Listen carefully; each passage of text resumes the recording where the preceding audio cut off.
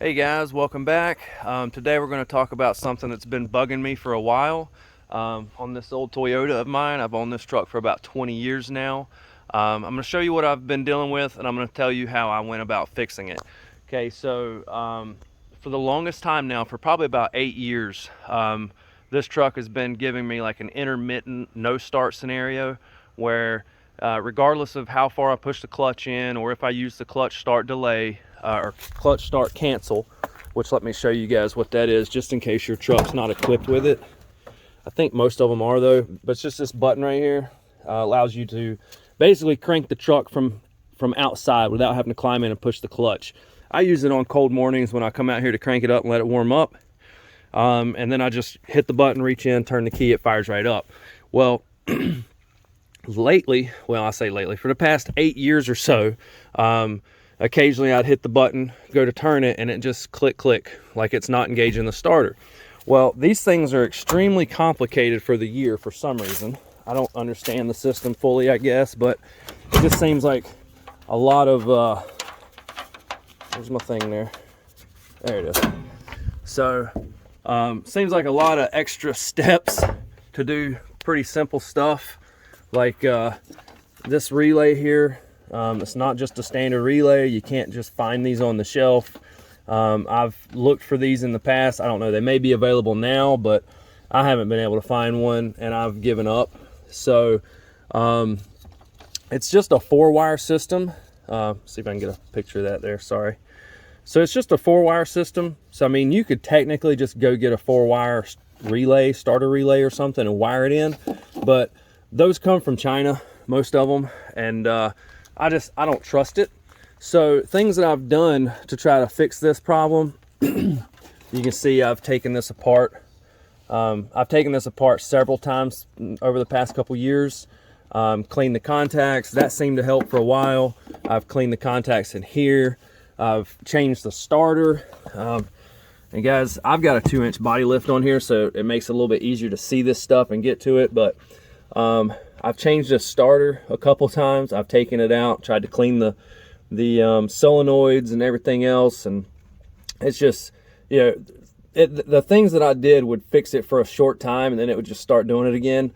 So what I've been doing for the past few years is when this happens, I would just come over here and dig through my glove box, and I would take these pliers. That's the whole reason these pliers are in here, is so that I can jump that solenoid. And jumping the solenoid is super easy, but it's just inconvenient. So what I've done, and I can just about do this blind in the dark, but I pull off that plug there on the relay and just tap it against that positive wire on the bottom of the starter, and the truck would fire up. Now, of course, you got to make sure you're in neutral because this thing will run over you. But like I said, that's been very inconvenient, especially now that it's getting colder. Having to climb out of the truck and go crank it up in a Walmart parking lot, it's a little bit embarrassing as well. So here's what I've done. Extremely cheap, but extremely effective. So I have installed an emergency starter switch right here. So basically, if the truck tries to not crank or just clicks, I can push this button to jump the starter without actually having to get out of the truck.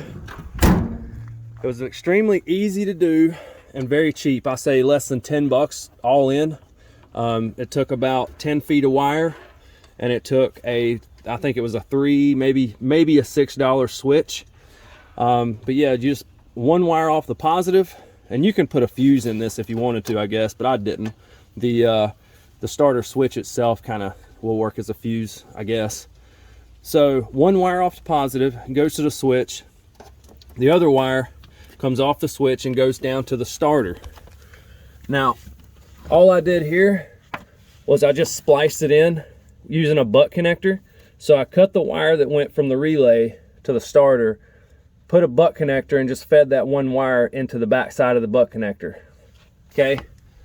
Now what that allows me to do, like I said, is just kind of jump the starter solenoid from the cab without having to climb out. All right, so here's the scenario. I'm not going to push the clutch because I don't know if this thing will do it this time or not. So I'm not going to push the clutch, and I'm not going to hit my clutch start cancel button, okay? And that should give me the click of no start.